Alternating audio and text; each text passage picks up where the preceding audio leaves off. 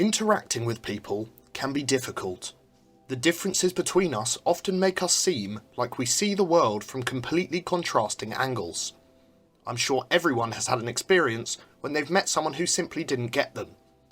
Serious personality clashes happen all over the world, all the time.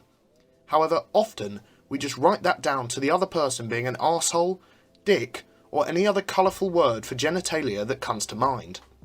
Today, I'm going to be telling you about how this may not be the case, and in fact, that personality differences are actually something that can help us strive to improve.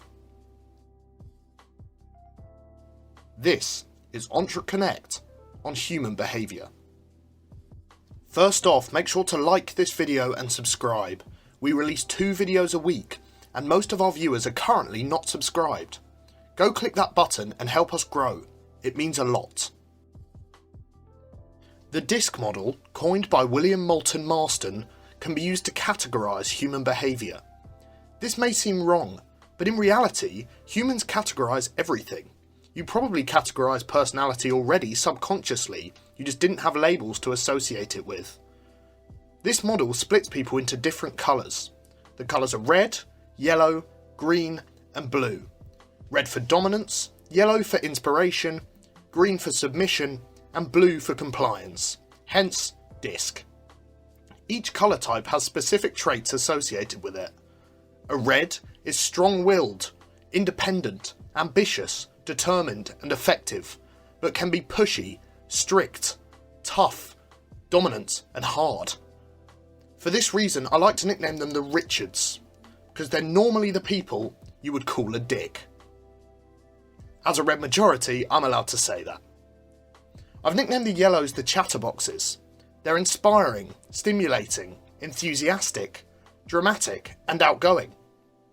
But they can be manipulative, hot-tempered, undisciplined, counteractive and egotistic. The greens are simply pleasant, hence will be called the pleasants. They're supportive, respectful, obliging, reliable and shock horror, pleasant. They can be stubborn, uncertain, over-compliant, dependent and slightly awkward though. Finally, we have our blues, the spreadsheets. Diligent, thoughtful, persistent, demanding and methodical, but often critical, indecisive, narrow-minded, fastidious and moralising. The meticulousness is unending with a true blue. You might be able to spot yourself in one of these colour descriptions. I'd be surprised if you couldn't. However, focusing on the extremes is what originally turned me off to this whole model. It can make it come across like a bit of a horoscope. The extremes of the DISC model often leaves us fitting ourselves to a description that may not be wholly us, just like a horoscope can do. In fact, being just a single colour, and hence one of these extremes, is one of the least common types of person. You may meet a few along the way, but they won't be your average. In fact, everyone can have bits of each colour with, most commonly, one dominating type and a secondary type. For me, I am a dominant red and a secondary yellow. This mixture of personality types suggests that we are so rarely able to be appropriately categorised. Like a Divergent in the film trilogy of the same name, we can't survive without a mixture of personality types. There goes my awkward attempt at a pop culture reference, 6 years after the film's release. So, how might we go about identifying the mixture in others and in fact ourselves? People can be any combination of 3 or fewer primary colour types, and will have different attitudes to different things. The way someone acts in a social situation could be completely different to the way they may act in a boardroom. Spot the differences and the profile will build itself.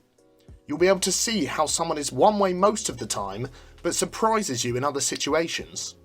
It's much more important to recognise the individual traits first before making any sort of categorisation. By doing this, the mixture takes centre stage, and the extreme is just an afterthought. Hopefully, this means you won't make a judgment too quickly. This also takes away the issue I had with the model, with the horoscope-esque description quickly disappearing. Start with the traits, then associate with a profile. Don't take a first impression and immediately assign a colour.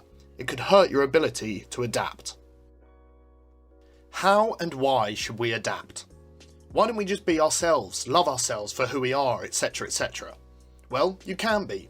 You can actively make a choice to adapt or not.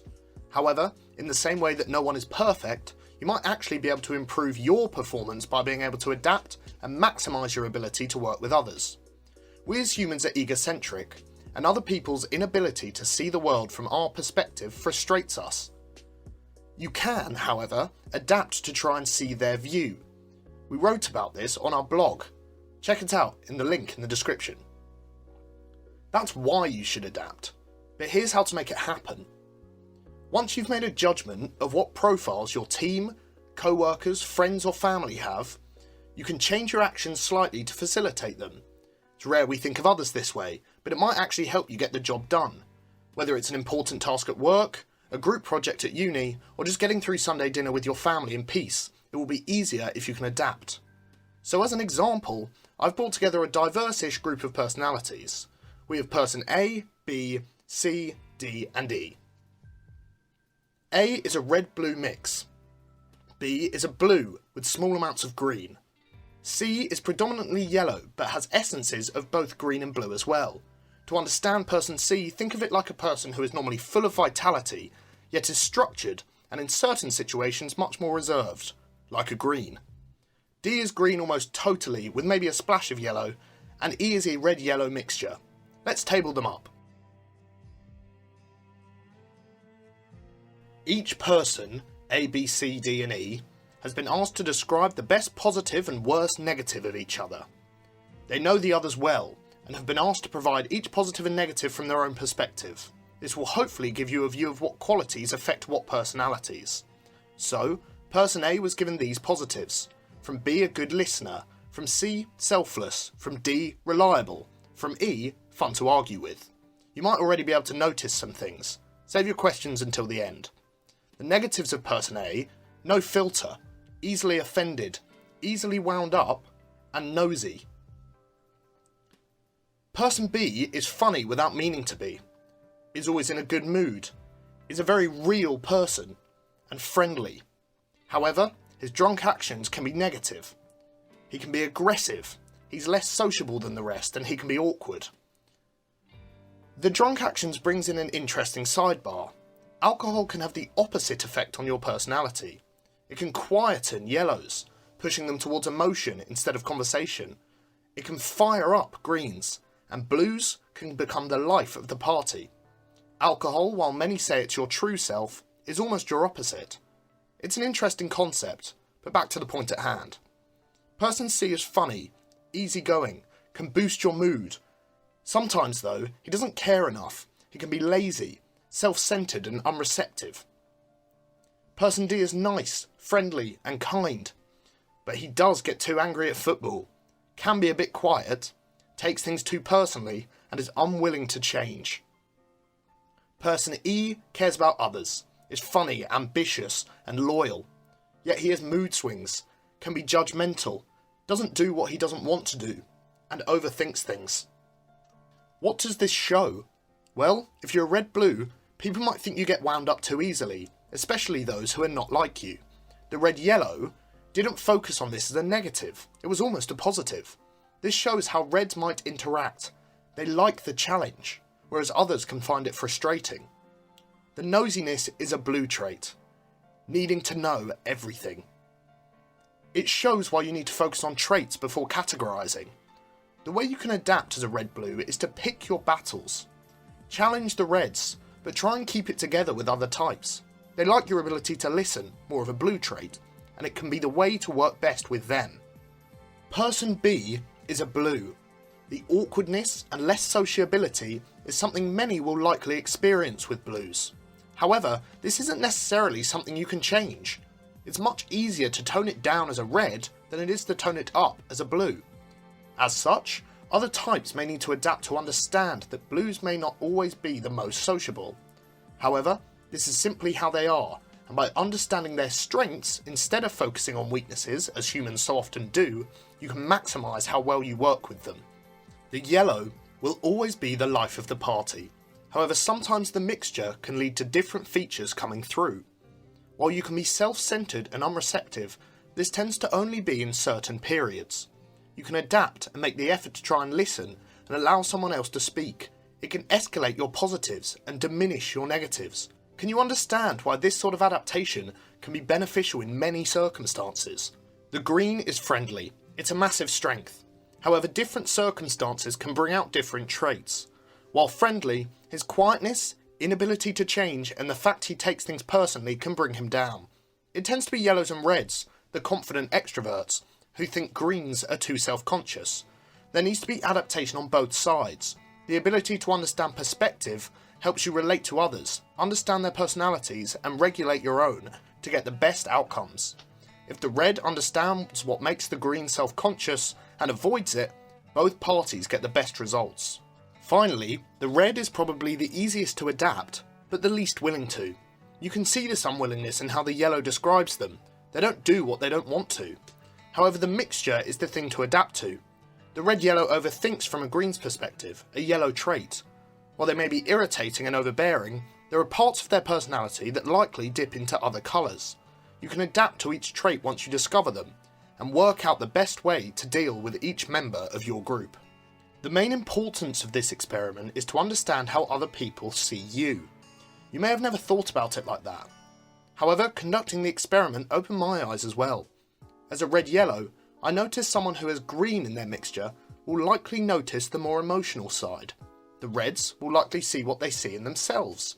The yellow sees the differences from themselves as they tend to focus on what they're good at. A red may find a blue slow, but they know they'll drive for the same results and be meticulous. A yellow, on the other hand, will find a blue somewhat boring, but if they laugh at your jokes, all will be well. A green will get on with most people, but a red won't necessarily feel challenged enough by this. A green will think the red challenges too much. You can see how opposite types can affect each other. The benefit of understanding this is you can adapt your perspective, see things from an alternate point of view, and then decide how to approach. It's your choice to adapt your behaviour, but you may choose to do it more now you understand the ways that people differ. They're not idiots for not thinking like you, it just simply isn't how they're programmed. How should you interpret this model? Well, there are a couple of ways. You can focus on the extremes of a person. This can be a quicker way to categorise them, and will likely help you understand them in most scenarios.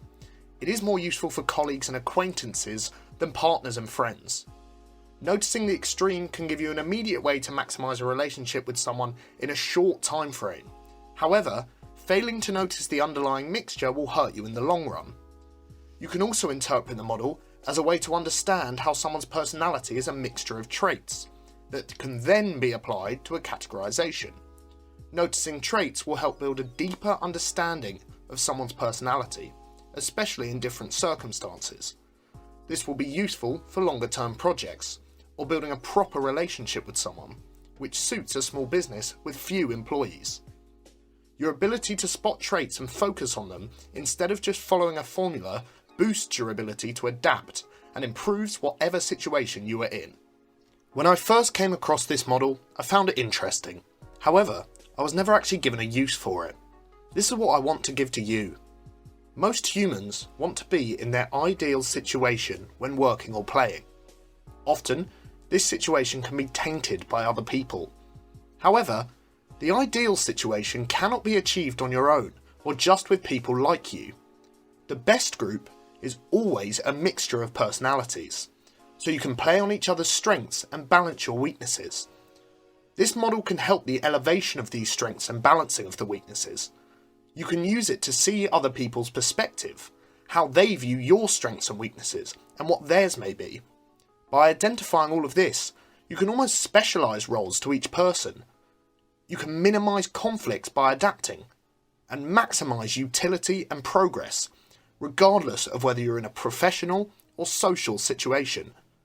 Some people are just dicks, and you're not going to change them, though if you use this model, you might be able to adapt the way you deal with them. And there you have it, an actual use for the DISC model.